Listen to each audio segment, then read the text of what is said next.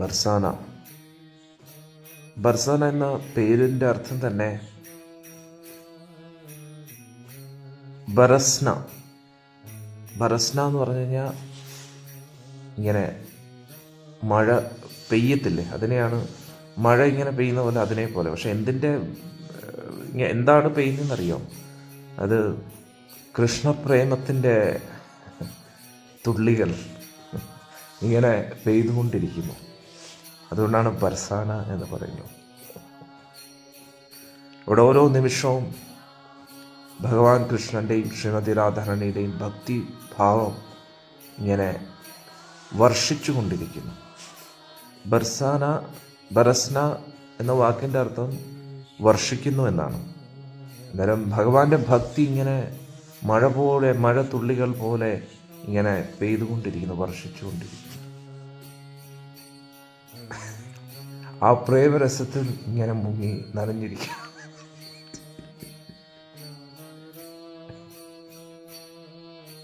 അതായത് കുറെ നാളുകളായിട്ട് നല്ല ചൂട് അനുഭവിച്ചതിന് ശേഷം ഒരു ആദ്യത്തെ മഴയുണ്ടല്ലോ, ആ ആദ്യത്തെ മഴ ഇങ്ങനെ പെയ്യുന്ന സമയത്ത് ആ മഴ തുള്ളിയിൽ കുളിക്കാൻ എന്താ ഒരു സുഖം അല്ലേ? എത്രയോ ആ ആദ്യത്തെ മഴ കാണുമ്പോൾ മയിലൊക്കെ നൃത്തം ചെയ്യാൻ തുടങ്ങും. എല്ലാ ജീവജാലങ്ങളും ആഘോഷിക്കുന്ന നിമിഷമാണ് ആദ്യത്തെ മഴതുള്ളികൾ അല്ലേ?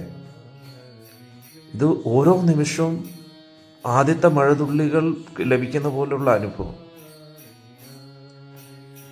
ബർസാനെ പോലെ ഒരു സ്ഥലം ഈ ലോകത്ത് വേറെയില്ല. ഭൂമിയുടെ ശിലാരത്നമാണ് ബർസാന എന്ന് പറയുന്നത്. ഇത് അവിടെ ചെല്ലുമ്പോൾ എല്ലാ ജീവാത്മാവിനും, തത്വങ്ങൾ അറിയുന്ന വ്യക്തിയാണെങ്കിലും അല്ലെങ്കിലും പുതിയ ആളാണെങ്കിലും പഴയ ഭക്തനാണെങ്കിലും എല്ലാവർക്കും ഒരേപോലെ, അതായത് ഈ മഴ പെയ്യുന്ന സമയത്ത് നല്ല കുളത്തിലും മഴ പെയ്യും, നദികളിലും മഴ പെയ്യും, സമുദ്രത്തിലും മഴ പെയ്യും. കാർമേഘം ഇങ്ങനെ വേർതിരിവ് കാണിക്കത്തില്ല. ഞാൻ ഇവർക്ക് മഴത്തുള്ളികൾ കൊടുക്കും, ഇവർക്ക് വെള്ളം കൊടുക്കും, അവർക്ക് വെള്ളം കൊടുക്കത്തില്ല, അങ്ങനൊന്നും പറയുന്നില്ല. അതേപോലെ ഗുരുവായൂരപ്പൻ മഴയായിട്ട് പെയ്തുകൊണ്ടിരിക്കുകയാണ് ബർസാനയിൽ. എന്തുകൊണ്ട്? അവിടെ ഒരാൾ ഉണ്ട്, കണ്ണൻ്റെ പ്രിയപ്പെട്ട രാധാദേവി, ആദിപരാശക്തി ആരാധന. അതുകൊണ്ട് ഗുരുവായൂരപ്പൻ്റെ നോട്ടം എപ്പോഴും ബർസാനയിലാണ്.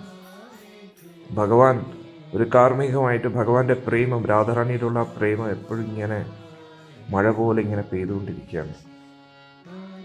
അന്നേരം ഞാൻ നേരത്തെ പറഞ്ഞതുപോലെ ആ മഴത്തുള്ളിയിൽ എല്ലാവർക്കും കുളിക്കാൻ പറ്റും. കുറച്ചു പേര് ആ മഴത്തുള്ളികളെയൊക്കെ ശേഖരിച്ചു വയ്ക്കുന്ന ആൾക്കാരാണ് ഭഗവാന്റെ ഭക്തർ. അവർ കുളിക്കുക മാത്രമല്ല ചെയ്യുന്നത്, അവർ അതിൽ നീന്തി കുളിച്ചുകൊണ്ടിരിക്കുകയാണ് ആ പ്രേമരസത്തിൽ.